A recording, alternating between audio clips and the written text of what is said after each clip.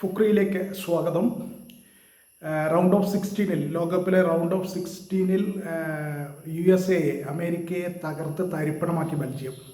1-4 ഗോളുകൾക്കാണ് ബെൽജിയം ജയിച്ചത്. Belgium quarter ഫൈനലിലെത്തി. അമേരിക്കയുടെ ബലോഗണിൻ്റെ സസ്പെൻഷൻ, റെഡ് കാർഡ് കിട്ടിയതിനെ തുടർന്നുള്ള സസ്പെൻഷൻ ഫിഫയെ കൊണ്ട് പിൻവലിപ്പിച്ച ട്രംപിന് പക്ഷേ ഒരു രക്ഷയില്ല. അമേരിക്ക തോറ്റു.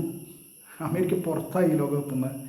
എന്തായാലും കളിയിൽ തീർത്തും ആധിപത്യം എന്ന് പറഞ്ഞാൽ പോരാ, സമ്പൂർണ്ണ ആധിപത്യം ചെലുത്തിയ ബെൽജിയം എല്ലാ അർത്ഥത്തിലും അമേരിക്കയെ വാരിക്കളഞ്ഞു. മത്സരത്തിൻ്റെ 9ാമത്തെ മിനിറ്റിൽ കെലറ്റേറയിലൂടെ ബെൽജിയം മുന്നിലെത്തി. എന്നാൽ 22 മിനിറ്റിന് ശേഷം ടിൽമാൻ 31ാമത്തെ മിനിറ്റിൽ ടിൽമാൻ അമേരിക്കയെ ഒപ്പം എത്തിച്ചു. ആ ഘട്ടത്തിൽ ഇരു ടീമുകളും 1-1 എന്ന സമനിലയിലായിരുന്നു. എന്നാൽ 2 മിനിറ്റ് കഴിഞ്ഞ ഉടനെ തന്നെ കെലറ്റേറെ തന്നെ 2ാമത്തെ ഗോൾ അടിച്ചു ബെൽജിയത്തിന് വേണ്ടി. അങ്ങനെ ബെൽജിയം 2-1 മുന്നിലായി. ആദ്യ പകുതി അങ്ങനെ ബെൽജിയം 2-1 മുന്നിലായിട്ടാണ് അവസാനിച്ചത്.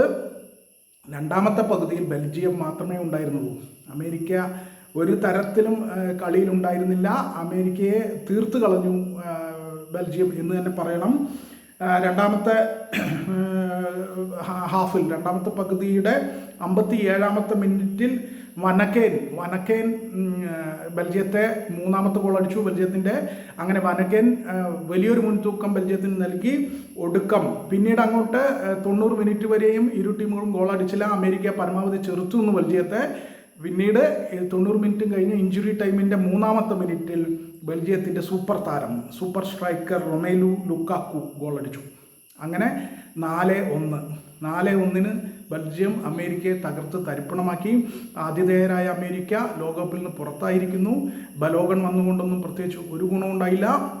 എന്തായാലും ബെൽജിയം ക്വാർട്ടർ ഫൈനലിൽ എത്തിയിരിക്കുന്നു.